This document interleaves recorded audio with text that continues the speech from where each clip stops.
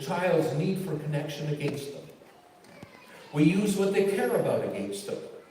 We send them to their rooms. We say, I won't like you if you're going to be like that. I'm not proud of you when you're like that. We push their faces into togetherness. Why would they want to attach to us? Why would they want to attach deeply to us? We must make it easy for them to fall in love with us. For them to give us their hearts. Because that's the way they can hold on to us. That's the way we can hold on to them. So hold on to them, hence the title of the book, so they don't have to. That is not to hold them back, but to hold on to them so they can take it for granted. Nature can start growing up. To preserve the contact and closeness, to bridge whatever would divide, and to embed in cascading care. Why?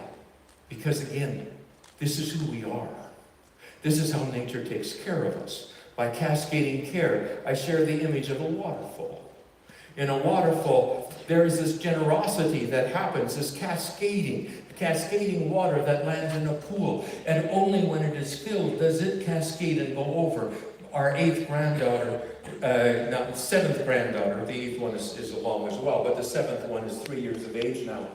Oh my goodness, you see the benefits of feeling cared for and loved. Is that she has all of these creatures that she takes care of.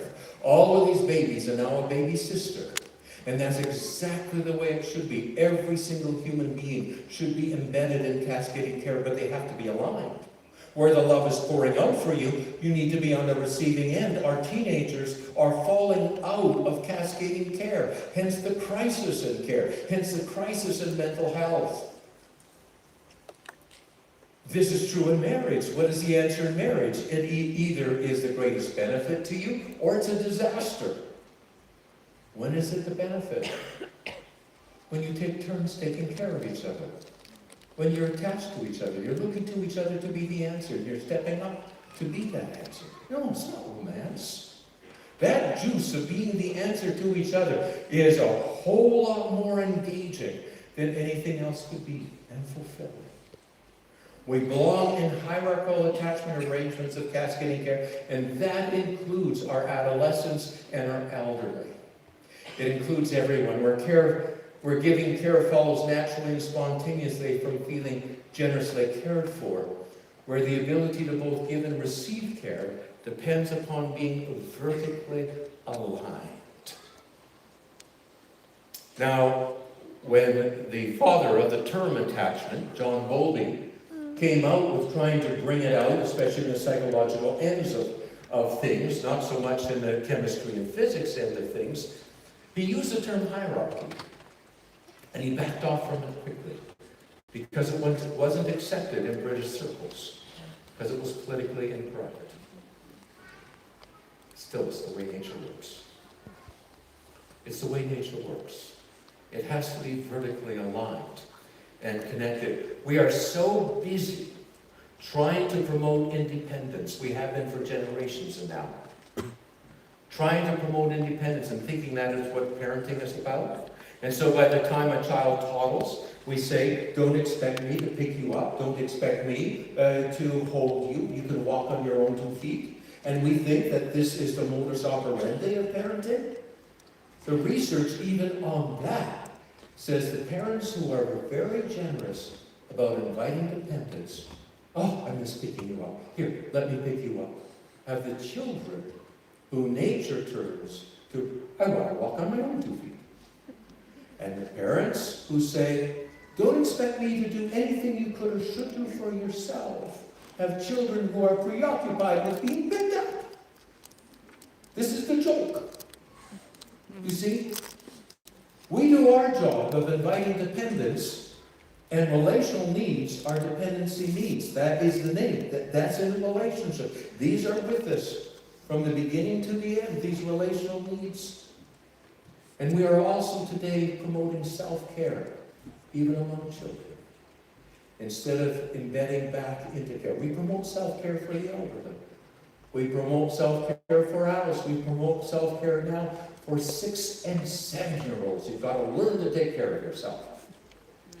when we were never meant as creatures of togetherness. We would be better acting as matchmakers to reinvent them in cascading care. Now, I want to introduce another thought to you here. Well, first of all, before I do that, there's another aspect, is providing generously. We can see this from cascading care, right? Is that we want to provide generously. This is the whole job of it. So we're working to keep close so that nature is free to grow our children up. And then we've got to pour the care in. And we can't care too much. That's not what spoils children. I'll talk about what spoils children later, but we can't ever spoil children by caring enough. Somebody has to step up here. Like if a plant sends down roots to seek for sameness and significance, for mattering, for love, for being seen and heard from inside out, for belonging and loyalty, somebody has to step up and say, I've got this. I've got this. Your roots have, yes, you're rooted in me. Your attachment roots are here. Say this to each other as husbands and wives. I've got this. We need to find the arrogance again, like of the Italians when they court each other. I'm your answer. I'm your answer. Oh my goodness, if we could find it. We have a crisis of confidence in parenting today, who are Googling for the answer, instead of getting down to it and saying, I'm your answer, and then stepping up to the plate. The answer for these things, and I put it this way. You see, we have all of these dependent instincts for this. These are relational needs that can't be met in self-care. We have these dependent instincts, except we don't have a language that supports it because we've made dependence a dirty word. We've made independence the goal, and we don't have a word for the opposite because we've only seen the abuse of alpha.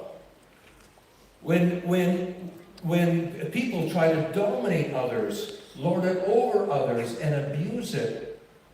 But when we study it in mammals, when we study it everywhere, the only purpose for alpha was to take care of your dependents. That's what it was.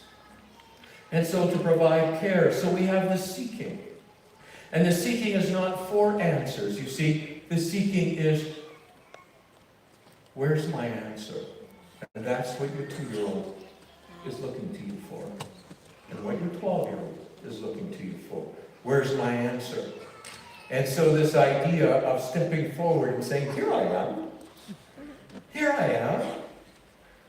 When I was doing matchmaking between young 14 and 50-year-old mothers who were at risk, and all the research showed is that when you simply matchmake for that 14-year-old mother of a newborn, matchmake to say, that baby's so lucky to have you for so long. You will be the answer to that baby. Not here's how to take care of them. They can figure that out themselves. Here is the answer. Now you're saying hierarchy. Well, first of all, you see that I put that dovetail joint in there. I'm a woodworker, so that's what seals the deal, right? Is that you don't actually attach like this. Nature has to kind of skew it a bit. And we say, well, that can't be true. We believe in equality. We're a democracy. That can't really be true. Well, think of a set of identical twins that you know. They become attached to each other, and what happens? One starts developing an alpha personality, the other a dependent personality. And that dance will either exist when they're around or everywhere. That shapes their whole dance. It's the most important part of a dance. Or I say, okay, well, what about friendship? Well, it's the same kind of thing. At any given moment, like what would be the ideal in identical twins? The ideal would be that they would take turns taking care of each other, but more important, that they would revolve around an adult who was taking care of both of them.